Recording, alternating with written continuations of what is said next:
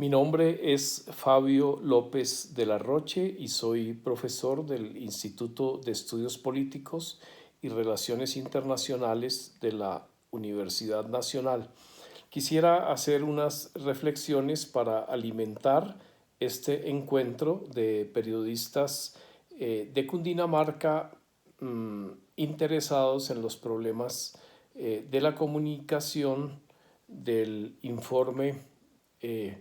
final de la Comisión de la Verdad, pero más allá del informe que debe estar en noviembre de este año,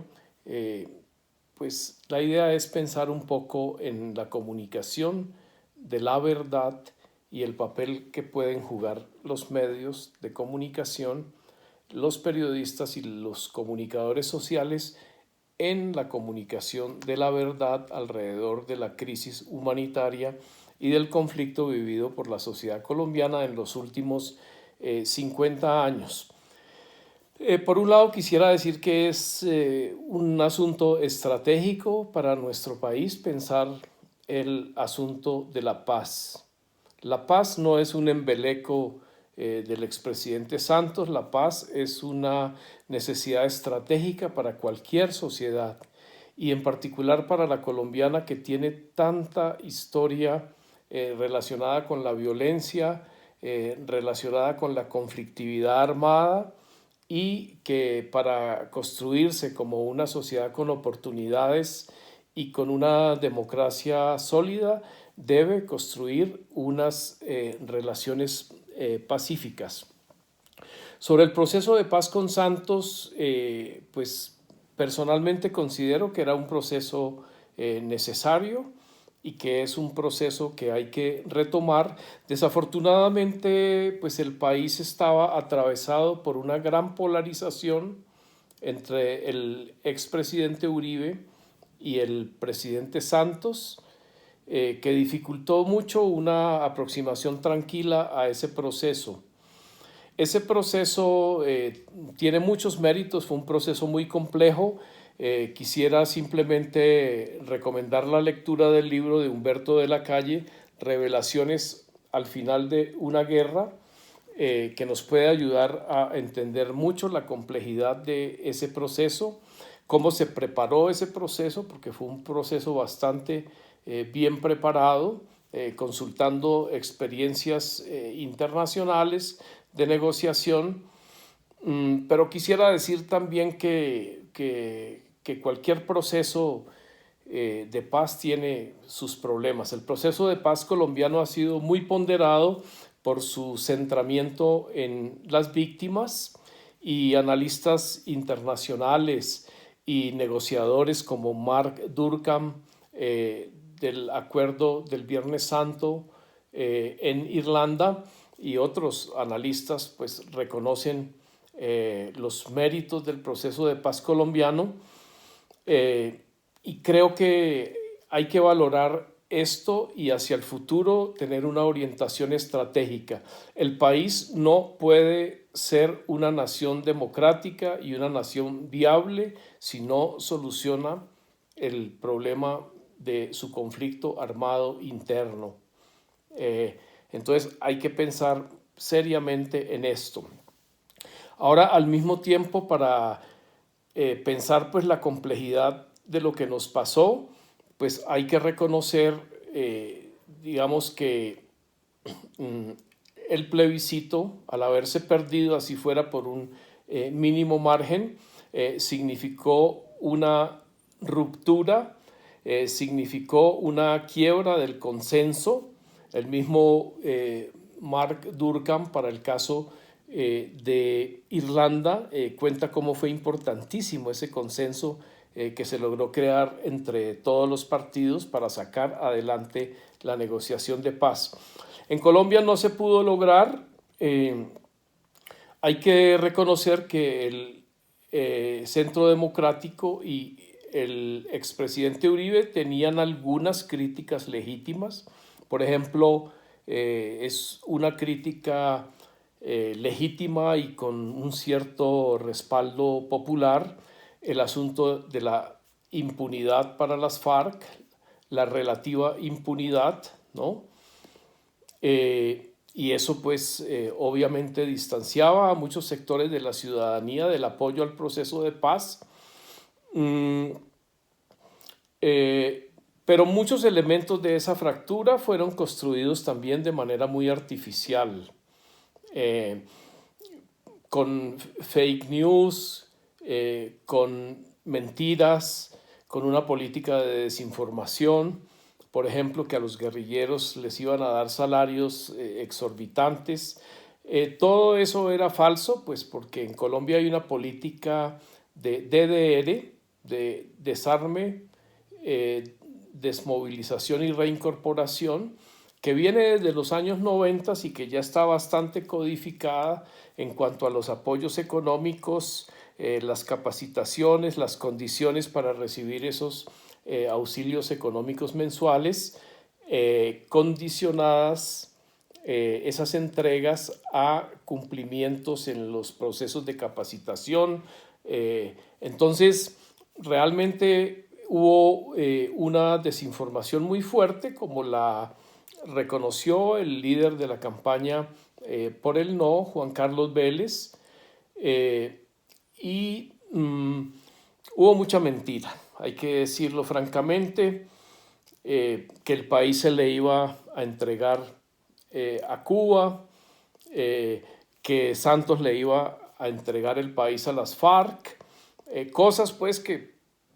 meses después, años después, se fueron conociendo en su falsedad, en los resultados electorales donde las FARC sacaron apenas 50.000 votos, y pues en la evolución y la entrega de armas de las FARC, entre otras cosas, Mark Durkheim reconoce como un factor de consenso, porque ahí todos los sectores estuvieron de acuerdo en esa entrega. Entonces, yo creo que Colombia tiene que avanzar en procesos de construcción de confianza, incluso reconociendo cómo otros procesos de paz, también imperfectos, como el proceso de desmovilización de los paramilitares en 2005, pues también han contribuido, por ejemplo, con las más de 70 sentencias judiciales de justicia y paz, a aportar verdad, con los postulados de justicia y paz, yendo con los jueces a ver dónde estaban las fosas de las personas pues victimizadas por ellos. También han contribuido a la verdad forense sobre el reciente conflicto colombiano. Entonces, yo creo que ese proceso con los paramilitares, que muchos apoyamos, que muchos de nosotros apoyamos, porque consideramos que cualquier esfuerzo para desactivar actores colectivos extrainstitucionales debe ser apoyado. Ahora ese proceso tuvo muchos problemas, tuvo reciclajes, pero pues el actual proceso con las FARC también está teniendo reciclajes en disidencias. Entonces yo creo que tenemos que ver cómo trabajamos por construir consensos y por superar desconfianzas. La construcción de confianza debe ser una línea estratégica hacia futuro. Y quisiera, en ese sentido, y en relación con la coyuntura del paro nacional extendido del 28 de abril de 2021, decir que nuestro país tiene que recuperar la construcción de una política pública para la superación de la violencia y para ir ganando en respeto a la vida humana, porque lo cierto es que el paro ha mostrado involuciones muy grandes, por ejemplo, un crecimiento del paramilitarismo urbano preocupante, y un crecimiento también de la extralimitación de funciones de la policía, el abuso policial ha sido muy fuerte y también más allá de esos homicidios y de esos abusos de la fuerza de la policía, también se ha suscitado un crecimiento de una violencia preocupante, por ejemplo, que se expresa en este cartel que hace una semana fotografié en Los Héroes, Tombo Muerto, Pueblo Contento,